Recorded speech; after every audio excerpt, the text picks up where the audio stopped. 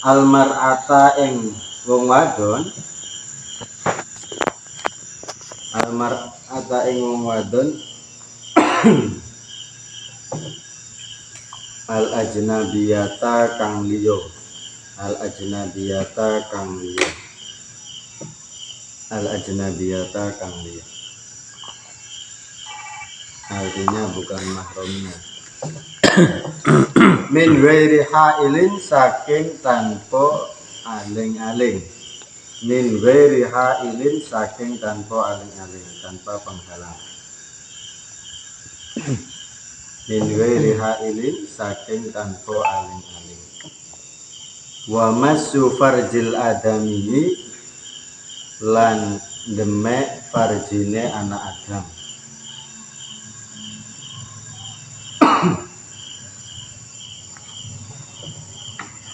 Wa massu farjil adami lan demek farjine anak Adam.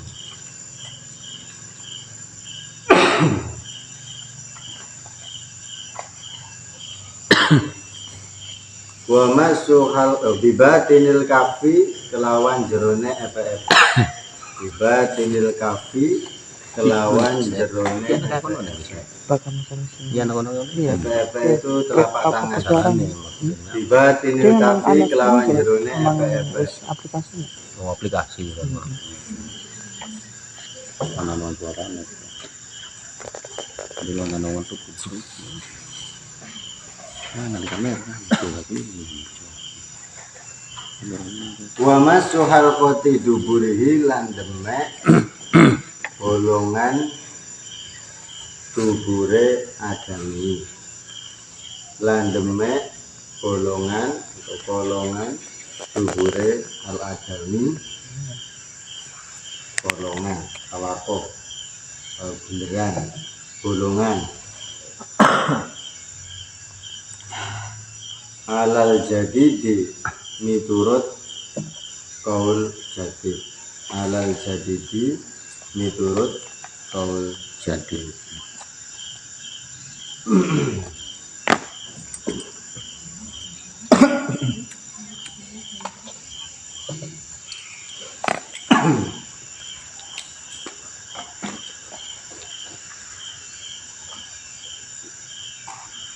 Bismillahirrahmanirrahim. Faslun walladzi yungkidu al-wudu sittatu asya'a. Jadi hal-hal yang membatalkan wudu menurut Syekh Abi Suja itu ada 6 perkara. Yang bisa membatalkan wudu ada 6 perkara. Saya kira diantara kita semua sudah paham, walaupun mungkin hanya garis besarnya. Yang pertama adalah ma kharaja minas sabilaini, yang membatalkan wudu. Yang pertama adalah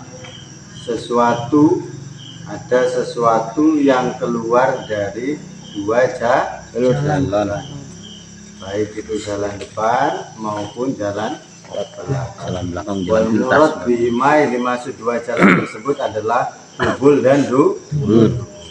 Jadi bukan berarti jalan depan terus hidung, terus mulut. Ya. Jadi ada sesuatu yang keluar dari tubul maupun dubur. Dan keluarnya sudah yakin, kita yakin sudah keluar. Entah itu yang keluar pada umumnya atau yang tidak pada umum. Artinya pada umumnya sama tidak umumnya itu bagaimana? Yang umumnya ya kalau kubul kan buat ngeluarin air seni mungkin ya, kalau laki-laki kan air seni, maka air musik seni batal wudunya. Ataupun yang tidak umumnya, mungkin yang keluar darah atau nanah atau batu maka tetap, atau mungkin naudzubillah mungkin yang keluar apa itu watu hewan, mungkin ada keluar yang hewan, ular, maka jika memang ularnya itu keluar dari dua jalan tersebut maka tetap membatalkan wudu. Atau yang keluar itu seperti yang dimakan tadinya, makan kacang hijau, keluarnya kacang hijau. Tetap kalau bicara batal wudhunya atau tidak, tetap batal. Meskipun yang keluar tidak pada lumrah. Atau yang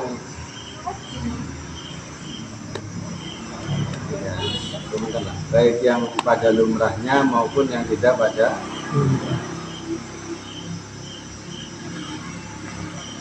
intinya itu seperti ini, sesuatu itu keluar memang dari dalam, sehingga umpama nih ada orang masukkan kayu,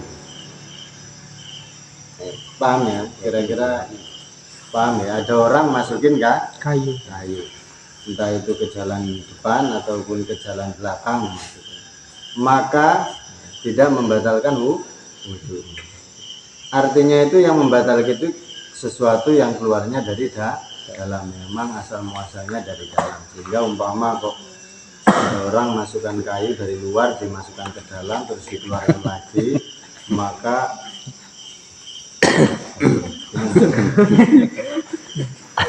lu ini beneran ini, maka tidak membatalkan wudhu. Tolong kamarnya jangan dipengaruhi Kang Aam masih Takon banget kalau. Aduh, Pengaruh besar.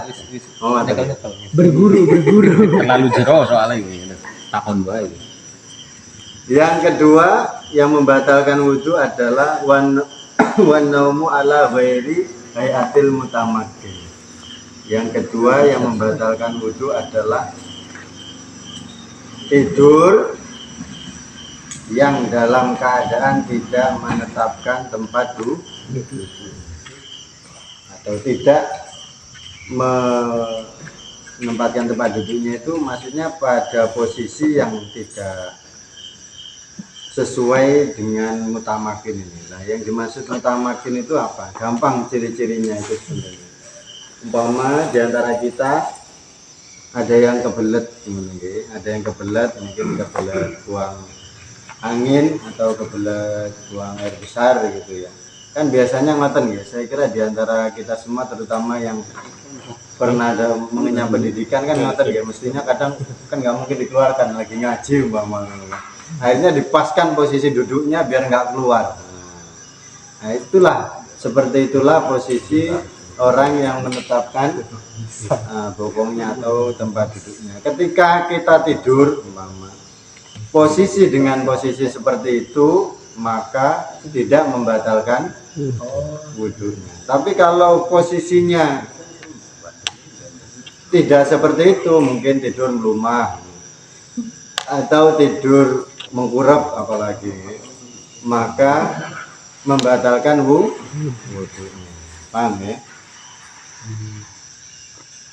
Beda, tidur sama ngantuk itu beda. Tidur sama ngantuk beda. Bedanya apa? Kalau tidur itu ya kira-kira sama udah bisa memahami lah ya, kira-kira tidur itu kan setting hilang gitu lah ya, entah kemana gitu. Tapi kalau ngantuk itu biasanya kita masih dengar, itu baru sampai taraf ngantuk. Umpama kan saya merem di sini gitu, terus di sebelahnya lagi obrolan, saya dengar, itu berarti masih pada taraf ngantuk. Kalau udah tidur itu biasanya kita hilang kesadarannya kan, saya tadi kemana, walaupun hanya 5 menit itu kan hilang. Maka kalau kita dalam keadaan tidak menetapkan posisi duduknya, maka bisa membatalkan wudhu. Atau umpama Kang Gusmu sengaja di semen gitu ya. Ini di semen ya, Maksud saya yang di semen itu bokongnya itu. biar nggak keluar gitu. Anginnya umpama ini kan contoh umpama ya. Maka tetap membatalkan wudhu. Pokoknya segala proses yang tidak membatalkan wudhunya itu ya itu tadi, ketika tidur dalam posisi duduk yang menetapkan tempat duduknya. Pada dasarnya adalah alasannya adalah hanya madinatu khurujis syai' itu loh. Alasan kenapa kok tidur yang tidak menetapkan posisi duduknya itu bisa membatalkan wudhu. kitab-kitab itu rata-rata dan mayoritas itu alasannya itu ada mazinatu wujudai, ada dugaan keluarnya sesuatu, atau ya bahasa lumrahnya ada dikhawatirkan keluar anginnya gitu loh, karena tendensinya sih rata-rata ya al ainani wikaus sahi kan, dua mata itu sebagai ada tali sinkronnya dengan dubur, sehingga kalau mata kita terpejam mesti duburnya terbuka. Ada yang menarik, Seth? Terpejam itu maksudnya turu loh ya, bukan terus merem ini, enggak. Maksudnya ketika kita tidur mesti duburnya itu terbuka. Kemarin penari, Seth? Ya nggak tahu orang tidur.